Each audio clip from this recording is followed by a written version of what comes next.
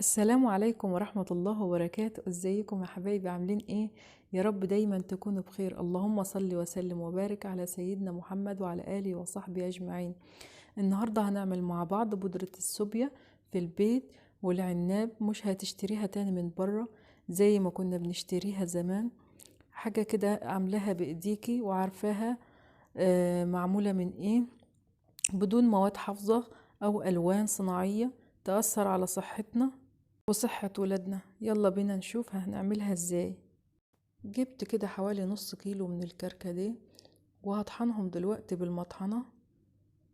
وبعدين بعد ما طحنتهم بالمطحنة هرجع اعيد عليهم تاني علشان ينعموا اكتر معايا اهو بالشكل ده. بعد ما طحنتهم كده في المطحنة مرتين، دلوقتي هنخلهم بالمنخل او بالغربال، ولو مش متواجد عندك استعملي المصفى السلك. بس انا استعملت المنخل علشان انا عايزاه يكون انعم اكتر، يعني يكون زي الدقيق كده. وهنا بعد ما نزلته بالمنخل بالشكل ده كده. ودلوقتي هنحط عليهم كوبايتين من السكر حبيبات. لكل كوباية من الكركديه كوباية سكر. مش هتفرق معانا سكر خشن او سكر ناعم شوية، مش هتفرق معانا خالص. دلوقتي هحط عليه نص ليمونة. والليمونة دي هتكون هي المادة الحافظة اللي في العناب، وهقلبهم مع بعض كده كويس. وبعدين دلوقتي هنزل عليهم شوية شوية بالمية لحد لما يتشرب كله معايا كده. هقلب بايدي كده بالشكل ده، هفضل اقلب فيه كده واحط المية شوية شوية. دلوقتي خلاص بقى العناب جاهز معانا زي ما انتوا شايفين كده، بقى زي رملة البحر كده مفرول بالشكل ده كده. سواء هتعبيه في برطمانات او اكياس براحتك، وبعدين هنحتفظ بيه في باب التلاجة. كتري بقى الكمية اللي انت عاوزاها، قللي براحتك خالص. ودلوقتي هنعمل احلى كوباية عصير عناب.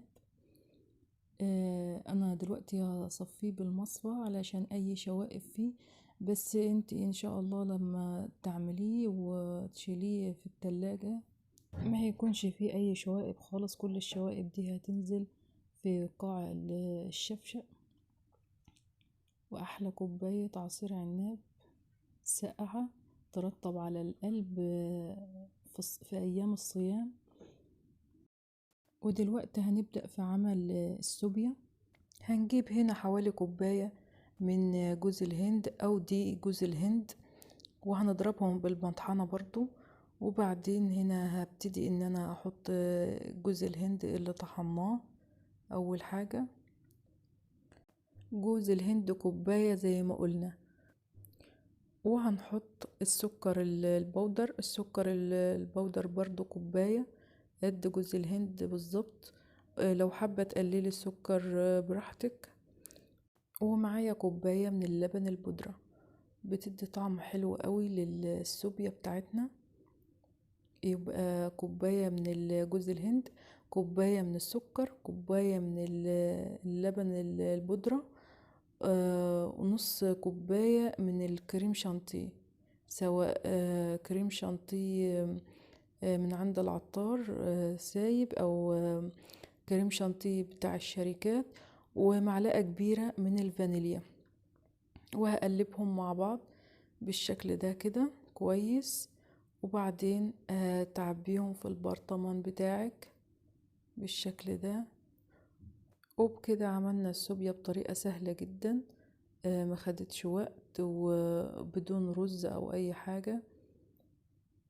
وحطيت كده حوالي كوبايتين من اللبن في شفشق الخلاط. حطيت عليهم معلقتين من السوبيا. لكل كوباية معلقة من السوبيا.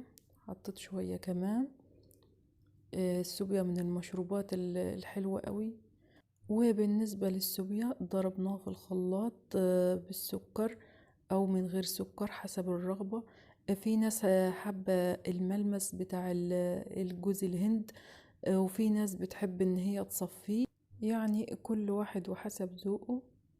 يا رب يكون الفيديو عجبكم، ما تنسوش تعملوا لايك واشتراك في القناة علشان يوصلكم كل جديد، واسيبكم في حفظ الله، والسلام عليكم ورحمة الله وبركاته.